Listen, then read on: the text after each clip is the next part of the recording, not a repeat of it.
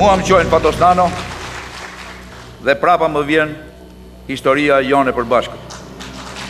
Mira qytetar, figurat të sëmajtës e së djathës, drejtues, fetar dhe tëftuar nga rajoni i bën dërimet e fundit Fatosnanos në omazhe që zgjatën me orë të tëra. Mes tyre ishte edhe Albin Kurti dhe Ali Ahmeti, mungoi Sali Berisha.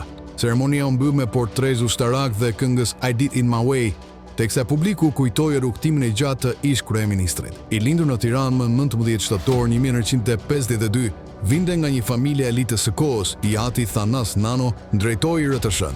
I arsimuar në Sami Frashëj dhe më pas në ekonominë politike, ai fliste 5 gjuhë dhe që në gjimnaz krijoi një grup me repertor të Biltës. Si pedagog dhe ekonomist u rreshtua mes reformatorëve liberal të fundviteve 80. Në politikë u udhëhoqi Partinë Socialiste për 13 vite dhe ishte 4 herë kryeministër, duke vendosur precedent me dorëheqje të përsëritura pas krizave ose humbjeve zgjedhore.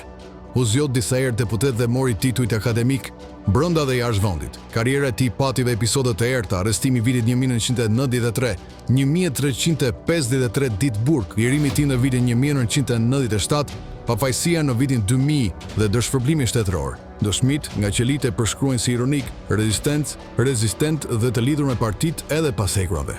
Jeta personale u ndojsh nga publiku, martesë e parë me regjinën, divorci pas 27 vitesh, më pas martesa me Gjoanën, fëmijët Sokol, Ebena dhe djali i birsuar. U fol për 5 tentativa atentati. Nano ishte njohur për purët, pasionin për futbollin, Partizanin dhe Interin, humorin thumbues, batutat me Ramën dhe LSI-n mbeten proverbiale.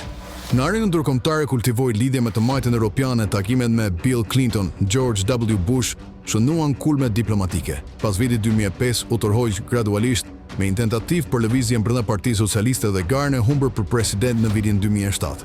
Vitet e fundit i kaloi mes Vjenës dhe Tiranës duke mbetur figurë polare, reformator për një palë, i kontestuar për tjetrën. Një jetë me 50 fakte që shpjegojnë një epokë.